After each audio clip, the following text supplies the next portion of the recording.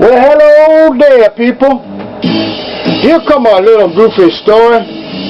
Down here, in the town of Westfield, the railroad track it was just a natural jump. Now, one night, I had, the beat was with me. I believe we had Car.Mov, and we had Leslie Schmidt. Leslie was in the front seat with me, and Carol was in the back seat with the beat. Now here's the thing, we was in a 1969 and a half Ford Maverick, 6-cylinder, automatic.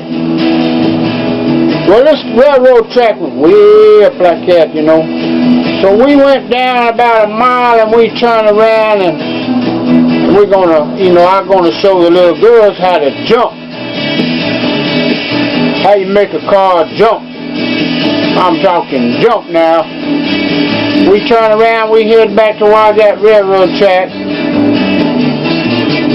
I must have been hitting 65 or 70, and I went over that railroad track, and we went so high I could look down and see the top of the stop sign. Lord have mercy, I looked at it, woo! And it was nice and smooth up there, you know? But let me tell you something. It was so smooth when we hit the ground. Whammo! Sparks shot everywhere, fire everywhere, scraping. I drove that car on over to Ponderosa Forest to the local stop-and-go hangout. Pulled up in there and parked. By this time, it was making all kind of noise. So I didn't know nothing. I was just a teenager. I called my daddy. Daddy, something wrong with the car.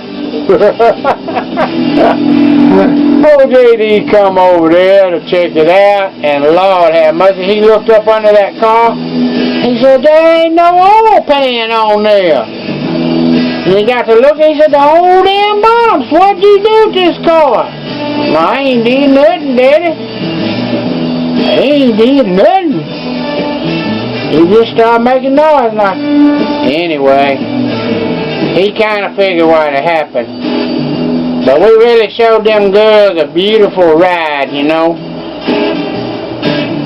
We jump up in that air like that. Woo! Everybody was hooping and hollering. Like I say, the ride in the air was wonderful. It was that landing that kind of messed us up.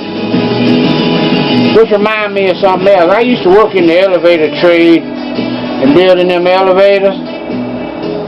Worked in it about 15 years. Or should I say I screwed off on the job about 15 years. But I used to always think I had a fear of heights. And then later in life when I got to where I could identify and figure out things, I realized something. I never was scared of heights. I was scared of falling. There's a difference. Think about it. Because my whole mind would be on falling, not on up high. And I figured it out. No longer am I afraid of heights. It was a fear of falling. And I didn't want to be hanging on no safety belt 40 stories up with a little line looking up, hanging around the beam, be hanging out there like a yo-yo. Woo! That scared me, you know. Thank God he saw fit to get me out of that trade and something semi-safer. I guess a robber could come in and shoot me or something. But in that situation, I hope I have a fighting chance, you know. You fall off a 40-story building, it's all over. You know, the last few minutes until you hit the ground, it's all over. I see some men fall off in buildings down there. I seen a man fall off of that I guess it was Transco Tower. No, that's out in Galleria. There's another building downtown. It was the tallest one at the time. It was 75 stories, and a man fell off of it from way, way, way up there. And what you saw in the street where he landed, you couldn't even tell it was a human. It was like gray matter. It was the strangest thing. You know, you would think it'd be But it was gray matter. That's all I can tell you. It was something. I'll never forget that, you know. Poor fella. You know, one thing happened one time on Bank of the Southwest when they was building that one. A man was carrying some plywood up on the side of the building, and he turned the corner and the wind caught him, and he rode that plywood 26 floors to the ground up on top of it. And you know what? When he hit the ground and lived to tell about it, it broke his leg because he rode on top of it like a kite. I'm serious, it happened.